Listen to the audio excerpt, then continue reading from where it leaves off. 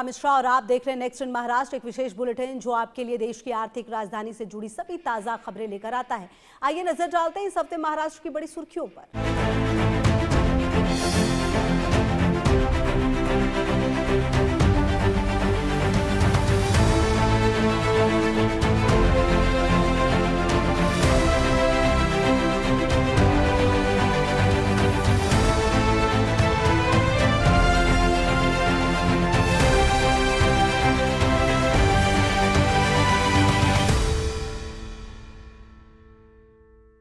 आषाढ़ी एकादशी के पावन अवसर पर महाराष्ट्र के मुख्यमंत्री देवेंद्र फडणवीस ने पंढरपुर में भगवान विट्ठल के दर्शन कर राज्य की सुख समृद्धि और जन कल्याण की कामना की।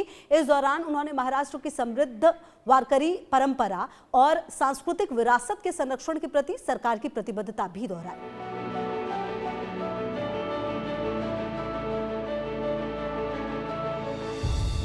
आषाढ़ी एकादशी के पावन अवसर पर मुख्यमंत्री देवेंद्र फडणवीस ने भगवान विट्ठल के चरणों में पूजा अर्चना कर महाराष्ट्र की सुख समृद्धि, शांति एवं निरंतर विकास के लिए प्रार्थना की।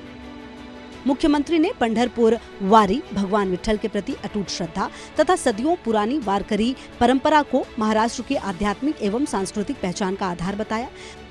मुख्यमंत्री ने प्रदेशवासियों को आषाढ़ी एकादशी की शुभकामनाएं देते हुए सभी नागरिकों के सुख, स्वास्थ्य एवं समृद्धि की कामना की तथा राज्य की सर्वांगीण प्रगति और सांस्कृतिक विरासत के संरक्षण के प्रति सरकार की प्रतिबद्धता दोहराई।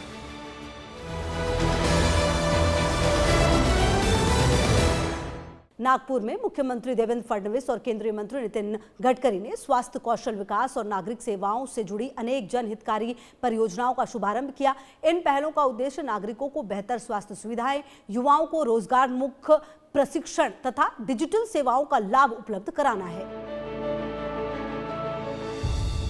मुख्यमंत्री फडणवीस एवं केंद्रीय मंत्री नितिन गडकरी ने नागपुर में महा आरोग्य शिविर का शुभारंभ किया, जिसमें 31,000 से अधिक मरीजों को निःशुल्क स्वास्थ्य परीक्षण एवं चिकित्सा सुविधाएं उपलब्ध कराई गई। साथ ही युवाओं के कौशल विकास हेतु नागपुर स्किल सेंटर का भी उद्घाटन किया गया। कार्यक्रम के दौरान न्यू एरा हॉस्पिटल की आधुनिक स्वास्थ्य सुविधाओं का शुभारंभ किया गया। सफाई कर्मचारियों को नियुक्ति पत्र प्रदान किए गए तथा नागरिक सेवाओं को अधिक सरल एवं सुलभ बनाने के उद्देश्य से व्हाट्सएप आधारित टिकटिंग सेवाएं प्रारंभ की गई। इन पहलों के माध्यम से राज्य सरकार स्वास्थ्य सेवाओं को सुदृढ़ करने, युवाओं के कौशल विकास को प्रोत्साहित करने तथा डिजिटल माध्यम से नागरिक सेवाओं को अधिक प्रभावी तथा पारदर्शी बनाने की दिशा में निरंतर कार्य कर रही है।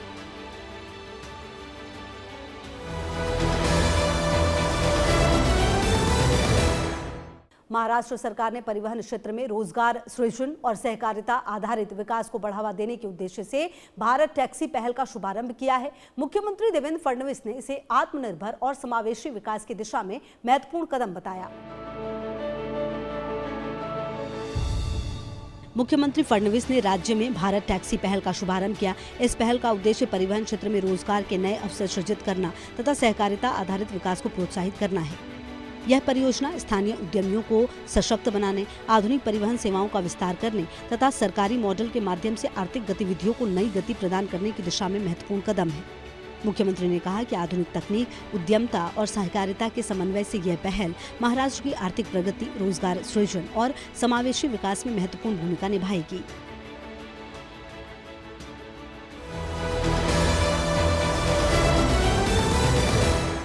ठाणे के अत्यधिक व्यस्त 3 हाथ नाका क्षेत्र में यातायात समस्या के स्थायी समाधान के लिए उप मुख्यमंत्री एकनाथ शिंदे ने यातायात सुधार परियोजना का भूमि पूजन किया। ये परियोजना शहर की यातायात व्यवस्था को आर्थिक सुगम और प्रभावी बनाने की दिशा में महत्वपूर्ण पहल मानी जा रही है। उप मुख्यमंत्री एकनाथ शिंदे ने ठाणे स्थित 3 हाथ नाका यातायात सुधार परियोजना का भूमि पूजन किया। इस परियोजना का उद्देश्य क्षेत्र में लंबे समय से बनी यातायात समस्या का स्थायी समाधान उपलब्ध कराना है। परियोजना के पूर्ण होने के उपरांत यातायात का दबाव कम होगा, यात्रा समय में कमी आएगी तथा ठाणे के नागरिकों को अधिक सुगम एवं सुरक्षित आवागमन की सुविधा प्राप्त होगी। राज्य सरकार का कहना है कि यह परियोजना शहरी यातायात व्यवस्था को अधिक सुव्यवस्थित बनाने, आधुनिक अधोसंरचना विकसित करने तथा नागरिकों को बेहतर परिवहन सुविधाएं उपलब्ध कराने की दिशा में महत्वपूर्ण सिद्ध होगी।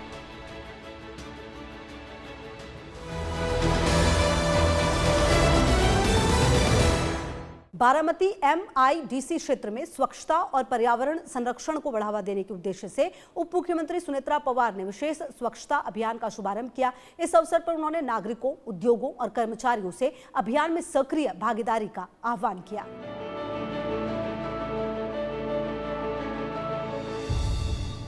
उप मुख्यमंत्री सुनेत्रा पवार ने बारामती MIDC क्षेत्र में स्वच्छता अभियान का शुभारंभ किया। इस अवसर पर उन्होंने नागरिकों, उद्योगों तथा कर्मचारियों से क्षेत्र को स्वच्छ एवं सुंदर बनाए रखने में सक्रिय सहभागिता का आह्वान किया। इस अभियान का उद्देश्य औद्योगिक क्षेत्र में स्वच्छता के प्रति जन जागरूकता बढ़ाना तथा पर्यावरण संरक्षण को प्रोत्साहित करना है। इस अवसर पर प्रशासनिक अधिकारियों एवं उद्योग जगत के प्रतिनिधियों ने भी अभियान में सहभागिता की। उप मुख्यमंत्री ने कहा कि स्वच्छता को जन भागीदारी का अभियान बनाकर बारामती को स्वच्छ, सुंदर एवं आदर्श औद्योगिक क्षेत्र के रूप में विकसित करने की दिशा में सभी को मिलकर कार्य करना चाहिए।